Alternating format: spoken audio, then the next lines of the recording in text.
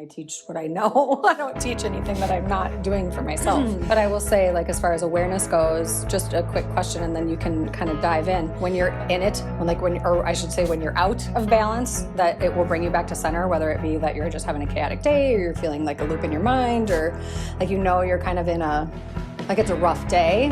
Do you have an awareness around things that are your go-tos that will at least, they might not bring you all the way back to center, but they'll at least guide you towards that? What is your awareness? Like, how aware are you of your internal world? And, well, lots of different layers to that, right? Like, what sets you off, but also, like, do you even pay attention to your inner world? Or are you just kind of going through life, going with the flow, in motion, but without a lot of mindfulness around it? But then also, what's your situational awareness like? How aware are you of the spaces you're in? How aware are you of the people around you? How aware are you of your patterns with certain people versus other people? But I just wonder, like, have you even ever taken a moment to consider, like, what is your awareness internally? What is your awareness externally? What is your awareness with people? What is your awareness with situations? Do you trust your gut? That's another one. Always trust your gut. Well, do you even know what your gut feels like? And being really intentional and mindful about how I show up in the world, which that's awareness in a nutshell, right? I'm learning my intuition shows up in way more ways than I thought it did. It's like having an awareness of so like for me, overwhelm is a big tendency, perfectionism is a big tendency, like anxiety used to be for a really long time, and then it got better, and now I'm having more of it since my mom died. Like, I'm noticing it coming in. It's always another layer and always another thing, but the awareness is so key. And how do we want to move through it, over it, under it, around it, right? Like, at some point I gotta be in it so I can process.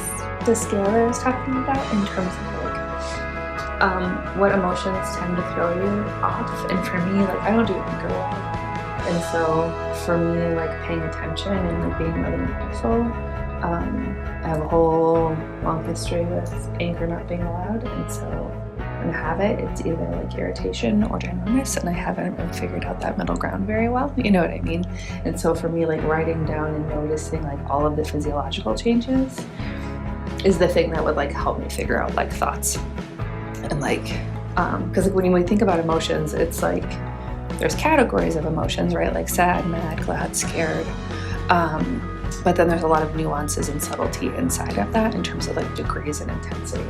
And so if I like pay attention to my physiology, then I can actually like put words to like the level of intensity and notice like thoughts or like behavioral urges or tendencies. But then also like skills to try, right? Like knowing that like when I get to that place, like I literally just have to go outside and like go for a run. Or I've done Smash Factory in my garage where like I'll put a tarp up in the corner and throw things and break things on purpose, right? Because that's helpful and it's good. I just feel helpful. I don't break anything important. In your music or so, just having that awareness and having that intention to just be better tuned in. Just do things because that's the way it is done. Like, that's the way the world works. Maybe things could be done differently. I'm a primal scream. I love that. That just moves energy for me. Usually it involves F-bombs and a lot of swearing, and then just, how do you feel about your awareness levels? Let's simplify this. Your internal awareness, your external, like just the world as a whole, and then your like within relationships. Like, just, those are broad, but like, do you feel like you have a lot of, like, do you have mindful, intentional awareness in those things? I guess that's a question. And you can be scared, you can be uncertain, and I can be afraid the other shoe's gonna drop. And that's where the awareness comes in. It's like you both sound like you have quite a bit of awareness. Like, you've obviously done work around that, or have always been able to show up in the world aware. Like, some people can't, like, right? Some people are in survival mode and their only awareness is I need to survive, right? And then the more we do work or realize that we want to feel safe in this world, the more we have awareness. And then once you have that kind of awareness, like for you, taking that awareness and moving it into intention and being intentional and mindful with where you go next. It feels like it's coming from an aware space. I don't know how to explain it, but like sometimes when people say that, like, and I'm not gonna, it's like coming from an anger space or not from that balance center. But like when you said that, it felt like it was coming from a mindful heart versus like still being guarded and protected, right? Like it's an awareness of knowing, like what I really want to do is build all these walls up right now, but what I'm actually going to choose is just to acknowledge that that's what I want, and I'm just going to sit with that. There's no other action that needs to happen. It's just that right now I'm not gonna go one way or the other. I'm just going to sit and honor the fact that this is what I really want to do, and I'm going to take some time to decide what I'm actually going to do. But what you were saying sounded less like expectations and more like clarity. It's more like, no, like this is just what I'm not willing to accept. And I have clarity around what that looks like. And I'm not gonna, at the expense of myself, forever.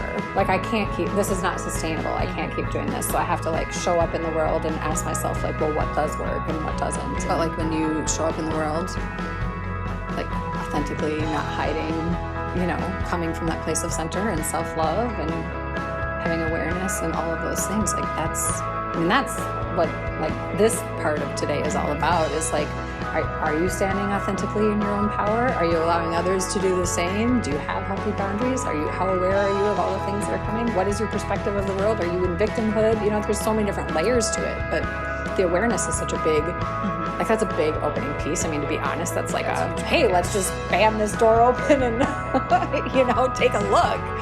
But how, if you don't have awareness, where do you go from there? Like there's nothing to look at if you can't, if you're not willing to see it. You have to see like the patterns, you have to see like what your vulnerabilities are, like you have to see, the things that really push your buttons and that set you up to do the same thing over and over again. Like where they're at matters as far as your vibration too. And so like you might just feel different, to everyone you will feel different to everyone in your world, right? But to some people you feel like a big hug, and to some people you feel a bit like a magnet with the opposite, so they're kind of pushing them away a little bit. And some people are just sort of like, they're just trying to figure it out. Like I'm gonna buzz in and then I'm gonna buzz out, and then I'm gonna buzz in, ooh, that's uncomfortable, and I'm gonna buzz out, and then it's like, oh, I'm buzzing, oh my God, I can't get enough of you, can we spend more time? It's like, it's crazy how that all happens. But like I was just looking at the introduction about like what Choose Yourself is, right? Like you're good right where you're at in life. You're not hiding who you are. You're standing up for yourself. We're choosing our best, authentic, and most resource self. We're focusing on empowering us, not living in a place of worry, shame, regret, embarrassment, anxiety, depression, and or trauma. And there's a difference between changing yourself because the world says you need to versus you wanting to change yourself for you. And once you see something, you can unsee it. Once you have the information, then you get to choose what to do with it and how you want to unpack it. And I was about to say, if you're ready, you're ready, but I actually don't think that's even entirely true. I think sometimes like people can open to it or force it in a way. Sorry. However, there might just be a little bit more work and awareness around that is going to come to fruition. And I'm telling you, I just have a feeling that inner child rabbit hole and shadow work is coming for you sooner rather than later. You're going to love it. It's helpful to know for yourself too, like what are my patterns, what are my tendencies? Awareness, what are we going to talk about? It's all big stuff. It doesn't matter if it's awareness, perspective, acceptance, self-love, healthy boundaries, forgiveness. So we're just going to do a mindfulness skill. So I just want you to like notice your bracelet and don't actually put any words to it. So just stay in that beginner mind and just like notice it. Notice the size, notice diameter, notice maybe how many beads are on there. Then I want you to pick it up and I want you to like notice texture. So feel each of the beads, feel the temperature, notice how they feel in your fingers, notice if there's energetic differences between the beads that you're holding in your hand. So observation, you can use every sense, right? Like you could actually touch this to a different part of your arm and notice if it feels different. Taste is in there. I'm not gonna have anyone look your bracelets. Yeah. Smell is also one that you can use. You don't have to smell a bracelet. But sound, like noticing like how the beads click against each other, right? So just really being in beginner's mind and being curious about like, what is this? What is this actually made of? You know what I mean? Like what's stringing this together? What are the what's the significance behind this? So really just paying attention and keeping your attention like focused and on the thing in your hand, right? Or on the situation in front of you or whatever we're focusing on. So describing is the next step, and this is where you put words to what you're noticing. And so the idea is that we don't label anything like in terms of judgment. So we don't say like this is good or this is bad. or I think this is beautiful or ugly. Like, I noticed that the beads are spheres. I noticed that this has, you know, pink and jade, kind of a milky white, you know, so like really using like very objective words in your descriptions, and just noticing if you have judgments, like, oh, I like this is pretty. Okay, that's a judgment, but that goes over here, right? Like, that's not objective information. And then participation is really about like being totally into whatever you're doing. So being totally immersed in the observation of this bracelet, being totally immersed in, you know, attending to whatever's going on. So, and it can also, participation is a skill in of itself. Each of these are skills. Participation could also be noticing, oh my gosh, I have social anxiety, I'm really anxious, but I'm going to throw myself in and I'm going to talk to at least 5 people I don't know today, you know, or something like that. Fuck, why am I here again? You know, frustrated and anger, but really more like well, how old is this girl right now that's feeling so sad? And what did she need when she was 8? And how do I show up for myself in that way right now in this moment, even if like I'm 52, but like I want to revisit my 8-year-old self and give her the hug and the love that she needed. And like it takes you to a different place, like you're paving new roads on. Well, you are, like, you're making new neurology in your brain. Yeah. Because, like, you're choosing to get off the well-traveled autopilot highway of stuff you relived in the past. And you're making the choice to, like, actually build new neurology in your brain and say, like, I have the ability to, like, care for myself. So much healing in that, and I don't need anybody else to do it, right? Like, but also, like, when we do this work and we open these doors and we have all these aha moments in sessions like today, it's like, know what you need, and if like make sure you're comfortable, like looking to ask yourself what you need and to being comfortable and okay with reaching out, whether it be therapy or whether it be a friend or whether it be all of the above. Like, and I'm talking healthy, not like old toxic coping patterns.